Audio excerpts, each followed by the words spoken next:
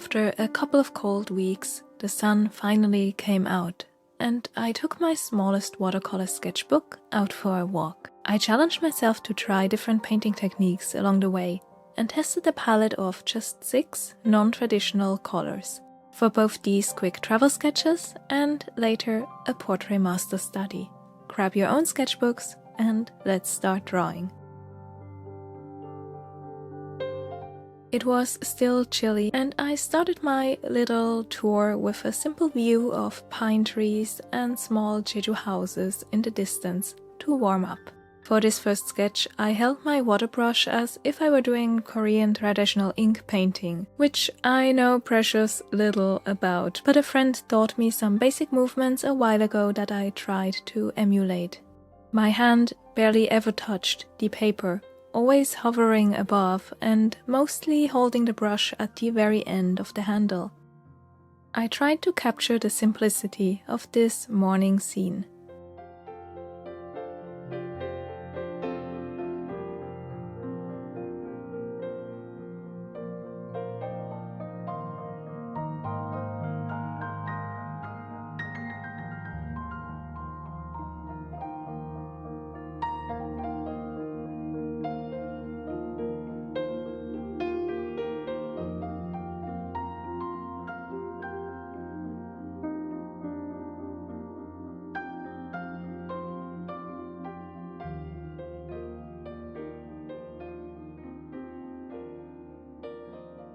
A quick detour to the post office later, I ended up in Pyeongdae, a small village with cute cafes and shops, and found the perfect table ready for me and my sketchbook. Here I tried another method, more reminiscent of urban sketching than landscape studies.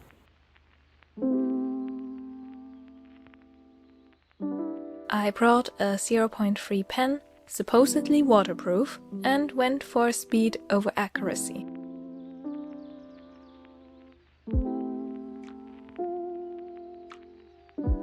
If you know anything about my art process, you know that speed doesn't have anything to do with it, so this took some real effort on my part. But I found helpful tips on Craftsy, which is the sponsor of this video.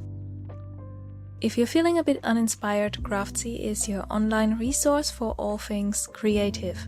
I love that there are both in-depth classes, startup libraries, that give a complete introduction to a new craft or medium, as well as bite-sized projects. I'm of course immediately drawn to the arts category, from painting and drawing and paper arts to calligraphy, but Craftsy offers classes for crocheting, embroidery and even baking. For this quick sketch, I was following the class Urban Sketching in 15 minutes a day. Even from the title, that was the perfect fit for me. The class taught me to loosen up, to paint faster and more intuitive, to color outside the lines of my drawing, and also encouraged me to be more experimental with my color choices. I actually did manage to finish this sketch in less than 15 minutes, which is unheard of for me. All these classes are taught by experts, showing step-by-step instructions, and no matter if you're a complete beginner or already familiar with the basics of a medium, there are always useful tips and tricks to take away. The first 1,000 of you to click the link in the video description will get a full year of premium membership to Craftsy for only $1.49, valid for new members only, and thank you again to Craftsy for sponsoring this video.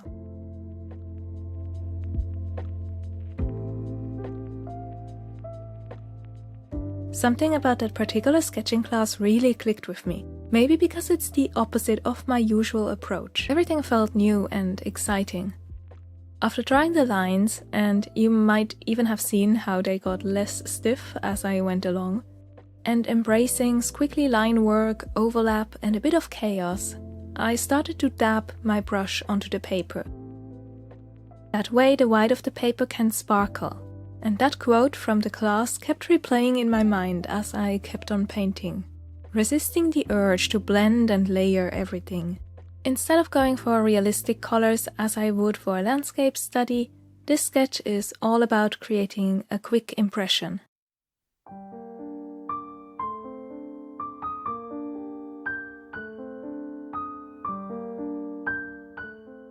I associate this place with hot summer afternoons, the vibrant warm sunlight hitting the colorful buildings and heating up the road as you look for a cute place to get iced coffee.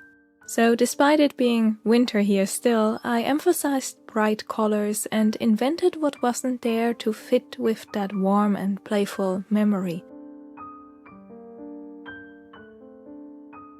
I noticed that my pen wasn't always waterproof, and what would have annoyed me in my usual sketches felt fitting for this wilder, more carefree approach to painting. The pen lines are perfect for architecture. For purely nature landscapes, I often prefer the look of just soft watercolors, gouache, or maybe even colored pencils, but the harshness of a black pen can bring that sense of solid shapes, of buildings made of sharp angles and hard materials, no matter if the lines are actually solid or squiggly and messy. This makes me beyond excited for more urban sketching attempts this spring. I'm weirdly happy with this one. Like I mentioned, I'm usually very slow, which can be interpreted as deliberate or careful, but sometimes it really is just me taking forever to finish a sketch. Something about this approach helped me to jump over my own shadow and let go of that perfectionism, chasing after interesting shapes and colors instead. Even with filming, changing camera angles, and trying to balance my tripod on my lap, this page was filled in less than a quarter hour.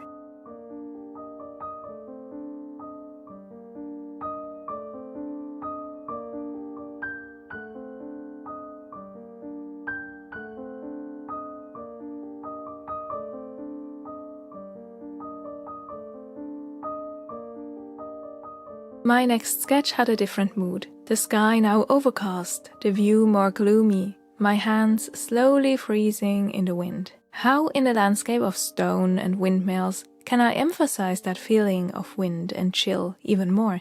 I stumbled on a technique purely by accident. I was holding my camera so it wouldn't tip over, and so my sketchbook pages were fluttering unrestrained, surging up to meet my brush. Isn't that a great fit? To have the wind move the page. It made the paint application more unpredictable. I hope I can find other ways to express nature like that beyond what is visible, even if it's just for the drawing process itself. Maybe working with more or less water depending on how dry or humid the weather is.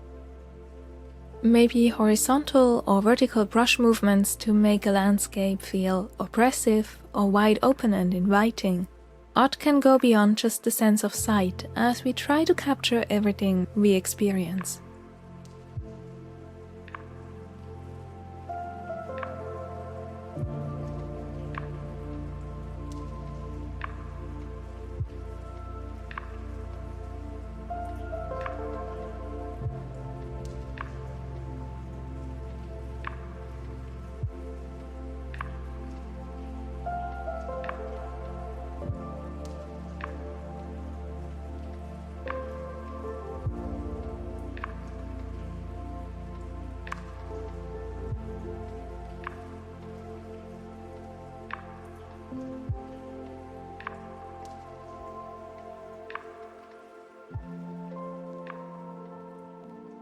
Now let's talk colors. I used only 6 shades for all of these, and by having these different themes and lighting situations as the day went on, I got to see how versatile that palette can be.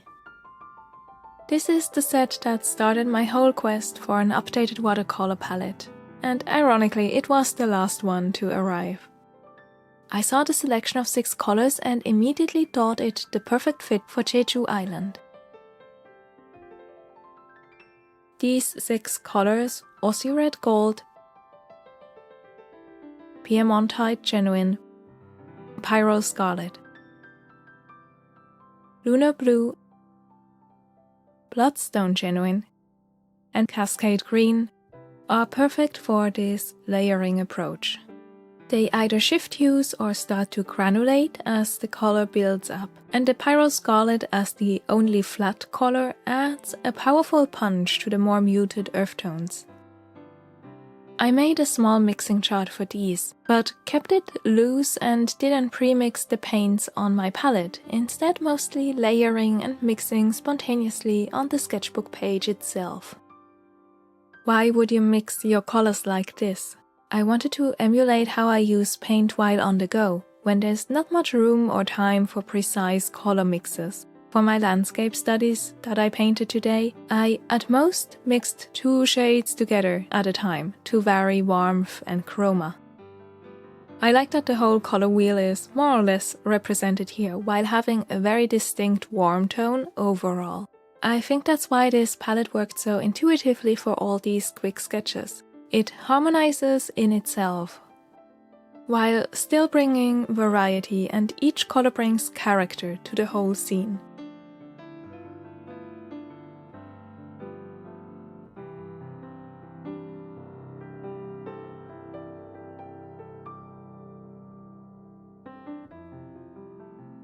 On the other hand, it's not a traditional primary mixing palette. We have the Pyrrole Scarlet, but no clear yellow as the Aussie Red Gold leans orange, and only a very muted dark blue in the Lunar Blue. Rather than for blue skies or mixing vibrant purple tones, the Lunar Blue in this palette neutralizes the Piemontite wonderfully, and also mixes beautiful deep green tones with the Cascade Green. If you're looking for a clear blue or bright magenta for mixing, this wouldn't be the set for that.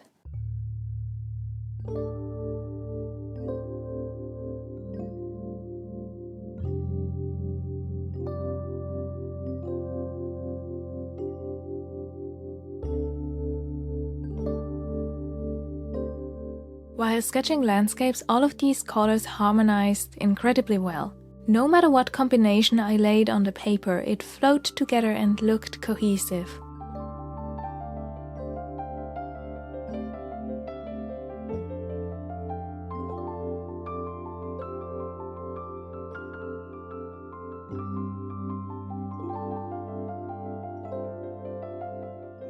But would this set, which I'd after all picked specifically for landscapes, also work for portraits?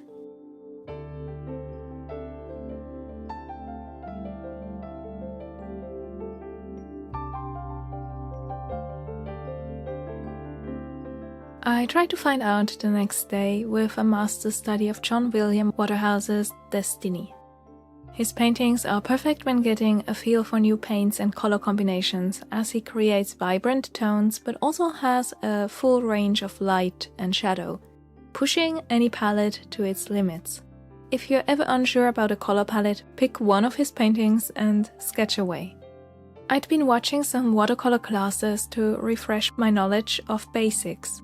Over time, artists develop their own habits and way of painting, but every once in a while, personally, I like to see if I'm not missing out on some key techniques by only doing what I know. And I tried to apply some of those basic lessons I'd reviewed here. I switched to one of my larger mop brushes, an Escudo Ultimo, for the initial color block-in, instead of my usual tiny brushes. I brought out a larger palette so I'd actually use enough water and paint instead of painting in miniature quantities. Though you can see that I'm still a bit hesitant even with a larger palette and brush. Old habits do die hard. Even just the very basic setup of a clean and less clean water cup, which I just kind of forgotten about over time and used the single one instead, really helped. I should maybe get a couple larger glasses if I continue painting with larger brushes too. Old habits are really hard to break, but it can be really helpful to explore like that. Do you have any habits you default to when painting or sketching, no matter if they are the best fit for what you're doing or not? I have to admit that I struggled a bit with this study. What I wanted to be just a small portrait quickly escalated into a more detailed painting, and I kept hopping from one area to the next to establish those color layers. Every once in a while I'd remember what I'd just learned from those quicker landscape sketches, to make my brushwork lighter, to not blend everything right away, to leave the white of the paper to do some of the work for me.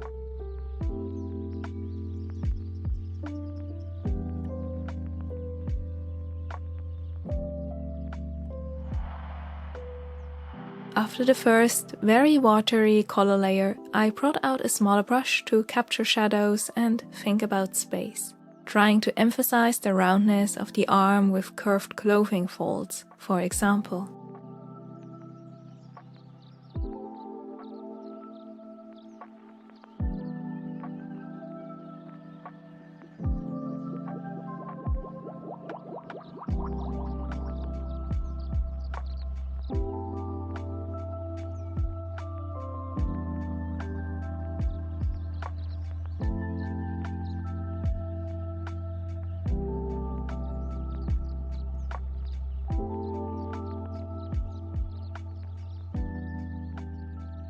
I switched back and forth between my Escoda Ultimo brushes along the way.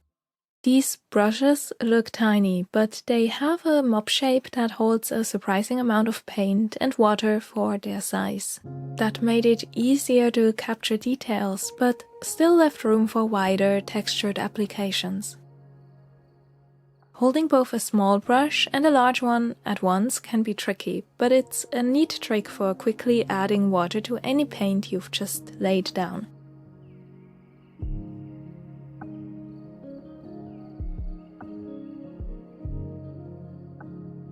The Aussie Red Gold applied in a thin wash for skin tone mixes or to brighten the Cascade Green looks like a light yellow, but with another layer quickly turns into an intense gold orange that can overpower any color mix if I'm not careful. Both Piemontite Genuine and Lunar Blue granulate with multiple shades appearing. For the Piemontite, that is a natural property of the pigment, while Lunar Blue is a two-pigment mix of Lunar Black and Phthalo Blue shade, creating beautiful and slightly unpredictable patterns. The Cascade Green is another one of those granulating shades and also shifts and changes as it layers and dries. It's one of the colors we now have duplicates of in our Artists Sharing Paints collection, and it became an instant favorite for everyone who tried it. I looked up the pigments and it's hard to believe that this is a combination of Phthalo Blue and Burnt Sienna. But that might explain why this and Lunar Blue look so beautiful together, as they're both Phthalo Blue variations, and the Sienna is where those warmer hues are coming from. I'd love to experiment with an actual Phthalo Blue paint and the Burnt Sienna and Lunar Black I already own to see if I can achieve similar effects by mixing those colors myself.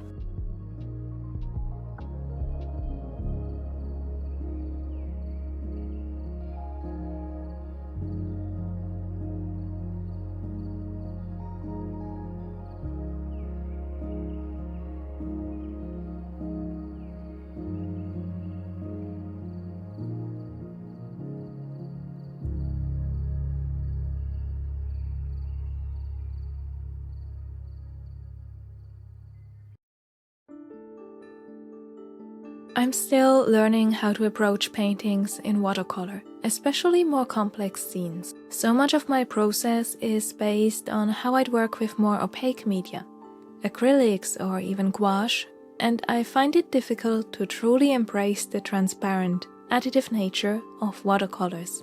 There's no way of painting over areas with lighter colors. I had some success with just a wet, clean brush and lifting color from the paper to remove some of it if I wanted to reduce color intensity, but overall I still need more confidence.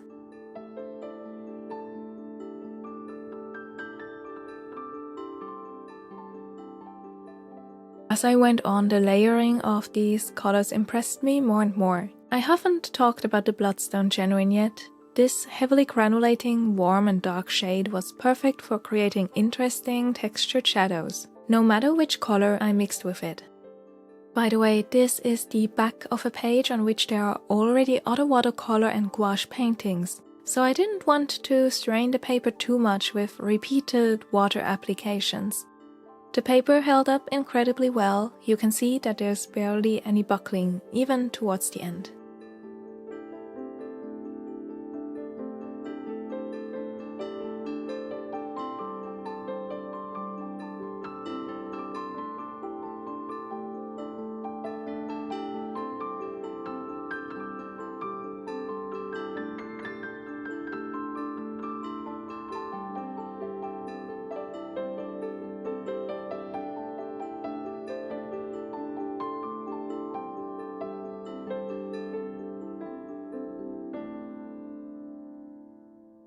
It was only towards the end, as I embraced the darkest color layers, that everything came together. I found a facial expression I liked. I fell in love with the Aussie red gold added to Pyro Scarlet and Piemontite to create the skin tones.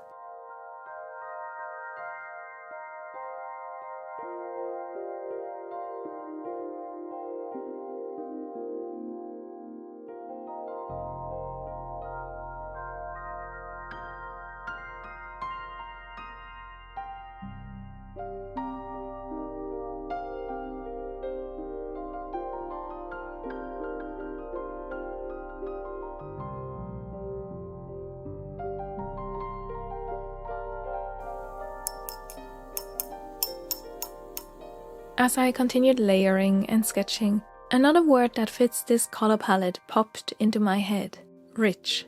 The paints are all deep, built up to these intense colors, and everything together looks lush and warm.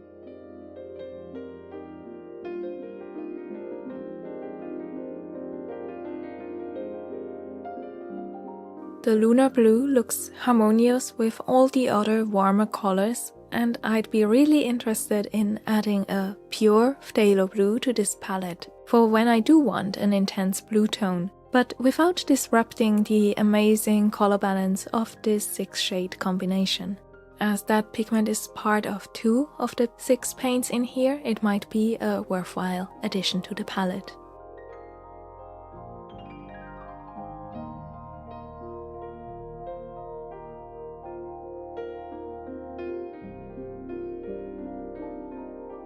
What I'd learned during that one quick urban sketch with dabbing color application still stuck with me, and I kept those sparkles of white paper around.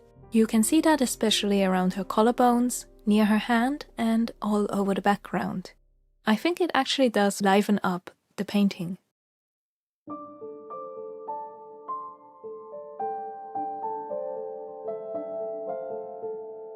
I really like how this sketch turned out and might even turn it into a mini print for my new Patreon membership. My go-to printer has a beautiful textured watercolor paper option for their prints, and I think that would be the perfect fit for this one.